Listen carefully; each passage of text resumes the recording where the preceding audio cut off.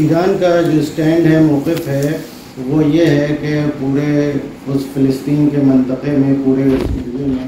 جو فلسطین جسے اسرائیل بھی شامل ہے، جسے ہم کہتے ہیں فلسطین سے وہ غزہ اور ویسٹ بینک نہیں، پورے میں الیکشن ہو، انتخابات ہو، ریفرینڈم جسے کہہ سکتے ہیں آپ، الیکشن کے ذریعے، جس میں تمام وہ فلسطینی ریفیوجیز جو اس وقت اس سرزمین سے باہر ریفیوجی کی حیثیت سے دوسرے ممالک میں ہیں، وہ بھی اس الیکشن میں حصہ دیں اور اپنی رائے دیں، اپنی وہیں کے باشندے اپنی گورنمنٹ کا انتخاب کریں، اپنے مستقبل کا انتخاب کریں، اس میں مسلمان بھی ہوں، یہودی بھی ہوں، کرسچن بھی ہوں، جتنے وہاں کے باشندے ہیں اس الیکشن میں سب شامل ہوں اور اپنی گورنمنٹ خود طے کریں، باہر والے ان کے اوپر کوئی گورنمنٹ نہ تھوپے۔ آپ دیکھ رہے ہیں وطن سماچار، میں ہوں محمد احمد۔ ورکنگ جرنلسٹ کلب کے ایک ڈیلیگیشن نے ایران کے سفیر، ایران کے امبیسڈر اور وہاں کے سپریم لیڈر کے نمائندے سے ایران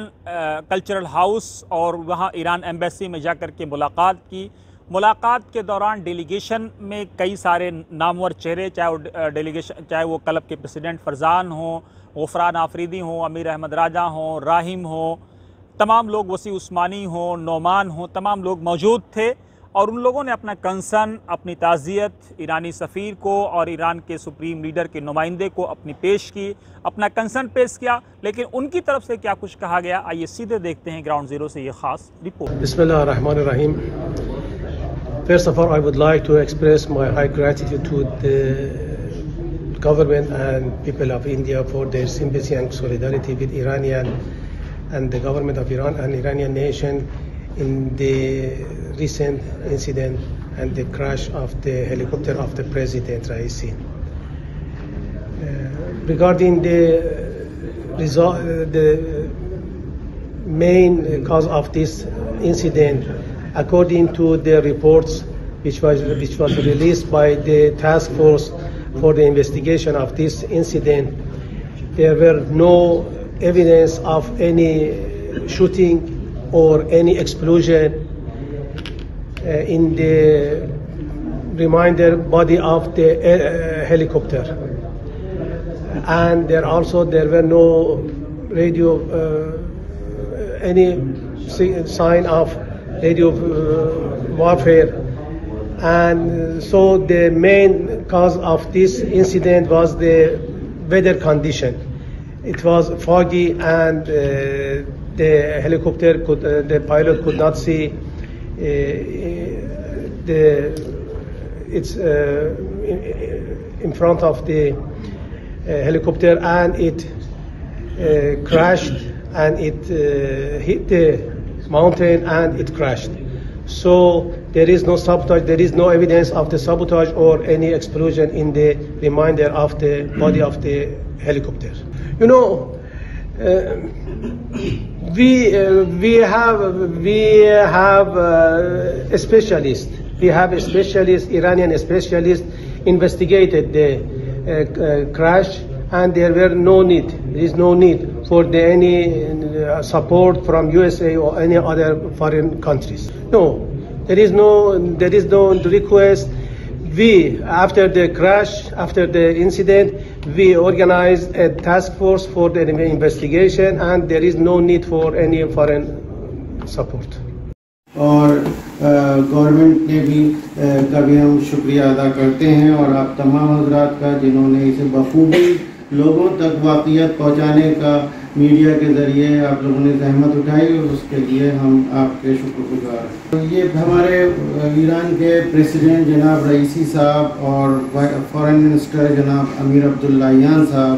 اسی طرح آیت اللہ آل ہاشم صاحب اور ڈاکٹر رحمتی صاحب، یہ تمام شخصیات جو اس حادثے میں شہید ہوئیں، یہ بہت اہمیت کی حامل تھیں، اور در حقیقت ان کی جو ہمارے پریسیڈنٹ رئیسی صاحب ہے، آپ لوگوں نے ملاحظہ کیا کہ وہ لوگوں کے درمیان بے پناہ مقبول شخصیت کے حامل تھے، لوگوں کے دلوں میں ان کے لیے بہت محبت پائی جاتی تھی۔ اسی کا اثر تھا کہ ان کے تشییع جنازے میں کس طرح سے لاکھوں ملینز لوگ جو ہیں سڑکوں پر موجود تھے، چاہے وہ مختلف شہروں میں، قم میں، تہران میں، مشہد میں، قم میں آقا فرما رہے ہیں میں خود موجود تھا، اور اتنی بڑی کثیر تعداد تھی کہ ان کو کاؤنٹ بھی نہیں کیا جا سکتا ہے. تمام سڑکیں پوری طرح سے لبریز تھی، لوگوں میں لوگ اپنی محبت کا اظہار کر رہے تھے. اور اسی طرح مشہد میں جہاں ان کی تدفین ہوئی وہاں بھی لاکھوں کی تعداد میں جانے والے اپنے محبت کا اظہار فرما رہے تھے. اس کی وجہ یہ ہے کہ جناب رئیسی صاحب کی شخصیت جو تھی وہ ایسی پریسیڈنٹشپ نہیں تھی کہ وہ صرف کیپٹل سٹی میں پریسیڈنٹ آفس میں بیٹھ کے سب پورے ملک کو ادارہ کر رہے ہوں، مینیج کر رہے ہوں، بلکہ وہ مستقل ملک کے مختلف علاقوں کا دورہ کرتے تھے اور وہاں اپنے وزراء کے ساتھ، منسٹرز کے ساتھ پہنچتے تھے. جو ان کے اس گورنمنٹ کے جو مستقل کام تھے، پروگرامز تھے، اس کو تو وہ ادارہ کرتے ہی تھے. اس کے ساتھ ساتھ جب سفر پہ جاتے تھے کہیں بھی کوئی انڈیویجولس کو کوئی چھوٹی پرابلمس بھی ہوتی تھی تو وہیں پر وہ اپنے وزراء کے ساتھ اس کی میٹنگ کرتے تھے اور اس کا حل نکالتے تھے اور لوگوں کی پریشانیوں کو دور کرتے تھے. جی ہاں، سعودی عرب سے الحمدللہ بائیلیٹرل ریلیشن شپ روز بروز مضبوط ہو رہی ہے، بہتر ہو رہی ہے. مختلف فیلڈس میں پولیٹیکل اعتبار سے، اقتصادی لحاظ سے اس میں بہتری آ رہی ہے. بیچ میں ایک وقفہ تھا کہ وہ تعطل کا شکار تھا، لیکن اب ادھر گزشتہ کچھ عرصے سے اس میں بہتری آ رہی ہے. البتہ اپنی جگہ پر فلسطین کے موضوع پر دونوں ممالک کے جو ویو پوائنٹ ہے اس میں کافی اختلاف ہے اور الگ الگ ہے. ویو پوائنٹ ایران کا اور سعودی عرب کا، اس میں ہم ایک ویو لینتھ پہ نہیں ہے، ایک ہی ہمارا موقف نہیں ہے. ایران در حقیقت جب سے اس جمہوریہ اسلامی ایران کا انقلاب کامیاب ہوا تقریباً 44 سال کا وقت گزر چکا ہے. مستقل آغاز انقلاب کی کامیابی سے فلسطین کے دفاع جمہوریہ اسلامی ایران کر رہا ہے اور اسرائیلی رجائم کو وہ قبول نہیں کرتا ہے، مشروط نہیں مانتا ہے. اور یہ حمایت جمہوریہ اسلامی ایران کی صرف لفظی نہیں ہے بلکہ ایک عملی حمایت ہے اور کاربردی ہے حمایت، جس کے اثرات سب کے سامنے ہیں. ایک زمانہ تھا کہ فلسطین نہتے تھے، صرف پتھروں سے مقابلہ کرتے تھے، لیکن آج وہ میزائل سے مقابلہ کر رہے ہیں. اور حالت یہ ہے کہ 7 مہینے سے زیادہ کا وقفہ گزر چکا ہے اور اسرائیل کی اتنی بڑی قدرت اور پاور جسے کہا جاتا ہے وہ بہت ہی ضعیف لگ رہی ہے، کمزور لگ رہی ہے. ان کا مقابلہ نہیں کر پا رہی ہے، اپنے مقاصد میں کامیاب نہیں ہو پا رہی ہے. لہذا اسرائیل کے پاس تمام ماڈرن ہتھیار موجود ہیں، لیکن وہ فلسطینی